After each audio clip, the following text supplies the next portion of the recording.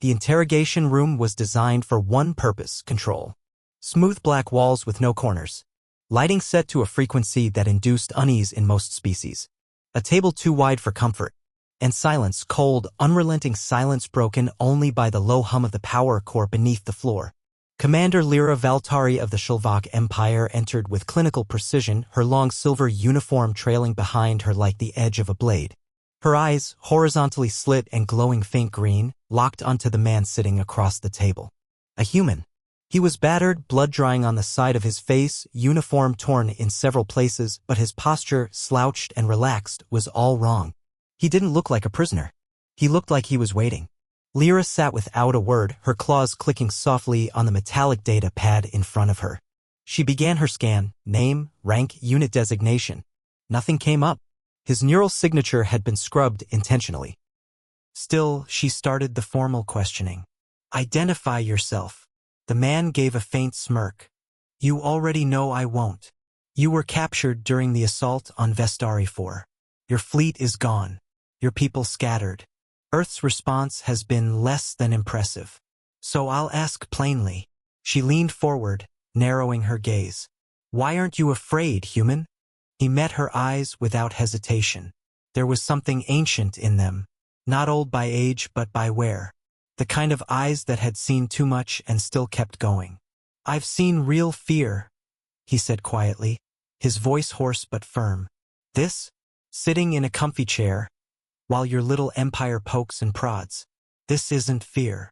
You're facing extinction, she said. Your species will be integrated into our order. Your resistance is futile. He leaned forward slightly, resting his arms on the table like he was explaining something simple to a child. You think fear is control. For us, fear's just a spark, a trigger. Once it's gone. He shrugged. That's when we do the worst things. Lyra tilted her head. You speak as if your defeat is not guaranteed. He smiled, just a little. You've made one big mistake, Commander. And what is that? You caught me. Lyra froze. The way he said it, calm, patient, even amused, it wasn't bravado. It was warning. Before she could respond, her comms device buzzed. She answered, irritated. A panicked voice came through. Deck 12 just lost power. Someone breached the lab block. We've lost containment. She stood abruptly. That's not possible. He's right here. But when she looked back across the table, the chair was empty. Still warm. The human was gone. And for the first time in her career, Lyra Valtari felt something bloom in her chest she hadn't felt in decades. Fear. 12 hours before the interrogation, the skies of Vestari 4 had caught fire. 12 hours before the interrogation, the skies of Vestari 4 had caught fire. The Shilvak Empire had expected the humans to retreat. Their fleet was fragmented, their colonies threatened, and their supply lines stretched across light years. On paper, Earth was in no position to launch an assault. But the humans did more than launch, they stormed in. The orbital defense grid around Vestari 4 detected the Terran fleet emerging from FDL, not in formation, but in tight, chaotic vectors designed to confuse tracking systems. Shilvak warships scrambled to respond, but their targeting arrays were immediately compromised by viral warfare, a Terran shadow code that replicated itself through comms channels. Within 9 minutes, the humans had turned Vestari's orbit into a debris field. Then came the dropships. Terran Marines deployed not in waves, but in clusters, using kinetic slings to slam into the upper ridges where Shilvak command bunkers stood. Even the Empire's elite guards were taken by surprise. The humans didn't pause, didn't regroup, they just kept coming, pushing through plasma fire and chemical gas like it meant nothing. At Ridge Theta, Captain Roan Maddox led his unit personally. They broke through 2 Shilvak lines and made it within 300 meters of the command relay station. Then an orbital barrage caught them off guard. Maddox's squad was cut off. 5 men dead. Communications jammed. The last image the Terran fleet received from his suit cam showed him turning to his injured corporal and saying, "They'll take us alive. Don't let them." He handed the man a shaped charge and ran toward the enemy guns. They hadn't expected him to survive. Roan Maddox had endured the orbital blast, crawled through burning Earth, and still managed to kill 3 Shilvak soldiers before collapsing. The medtechs brought him in for study, curious how a human could survive such trauma without gene weaving or neural implants. Commander Lyra Valtari had reviewed his records personally. A child soldier from Europa Station. Joined Earth's Unified Defense Forces at 16. 6 confirmed operations behind enemy lines. None of it prepared her for what she saw in person. He didn't resist interrogation. He played with it. He enjoyed it. Lyra asked him again why humans fought so hard against impossible odds. You don't understand what it means to be human, he told her. You grow up soft, interconnected, controlled. We grew up scrapping over oxygen and light in dead mining colonies. Pain made us clever. Fear made us fast. And war? War made us family. But why not surrender, she pressed. We could integrate you into the order. You mean like the Duran? He said, his tone sharpening. They surrendered. You wiped their language from the archives. Turned their temples into factories. Is that what you want from us? We preserved their species.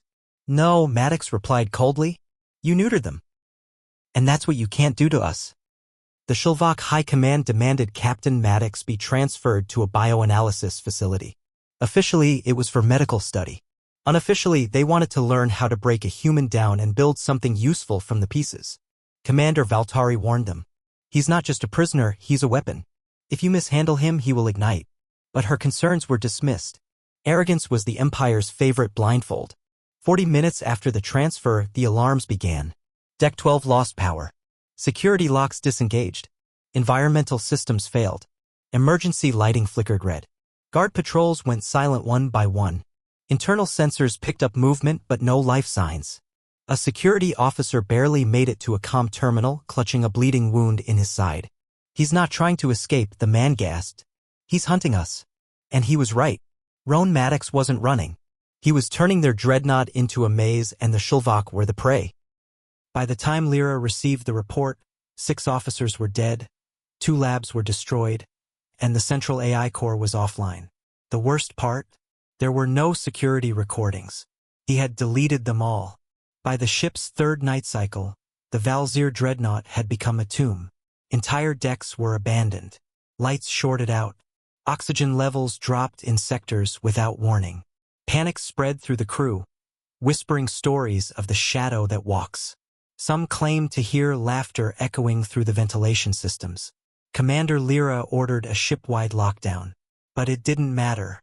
Maddox didn't need open doors. He moved like vapor, stealing weapons, disabling generators, sabotaging command relays. Every time they thought they had him cornered, he vanished again. He used their own tunnels, their own structure, their own pride against them. Lyra watched her soldiers unravel. Cold-blooded, telepathic warriors reduced to paranoid wrecks. She'd underestimated what fear did to humans. And she'd failed to understand what it did to the Shilvok. They weren't equipped to fight in the dark. He was born in it. And then came the broadcast. A distorted human voice filled every speaker on board. You taught your people to fear the dark. We were raised in it. And now it's yours. The command core was all that remained. Commander Lyra sealed herself in with her 4 remaining officers. Walls reinforced, weapons drawn, systems rerouted to prevent sabotage. She sat silently, pulse steady, but her tail twitched involuntarily. The lights flickered. Ma'am. One of her guards whispered, He's coming. How do you know? He didn't answer. Instead, the overhead lights blinked off one by one in a spiral pattern, as if something was moving through the wiring. Then came the sound. Not boots, not blasters. Breathing. Heavy. Steady. Closer. The door to the core began to glow red-hot. A circular burn. Plasma torch. Her guards raised their rifles, trembling. The door fell inward. Maddox stood in the smoke, half his armor scorched. One eye swollen shut, rifle in hand. You, she said, voice thin. You're just one man. He stepped forward, calm. You asked me why I wasn't afraid. He raised his weapon. No emotion in his voice, just judgment. Because fear is for people who still have something to lose. The Valzir dreadnought drifted into orbit above a quiet moon. Its systems were dead. Life signs gone. Communications silent until one final message pulsed from the main transmitter. A human voice. Calm, steady, broadcast across all known frequencies. This is Captain Roan Maddox, formerly prisoner of war, now commander of this vessel. You invaded our space, threatened our homes, took our people. And now you want to know why humans aren't afraid. Because fear is what we survive on. It's where we begin. When everything's burning, when the odds are gone, and the monsters are knocking, we don't run. We don't plead. We reload. The message ended with a visual feed, Maddox walking alone down the Dreadnought's corridor, dragging a plasma torch behind him. The camera panned briefly over a wall, scorched, burned, but one message carved deep in Terran script. You should have been afraid first.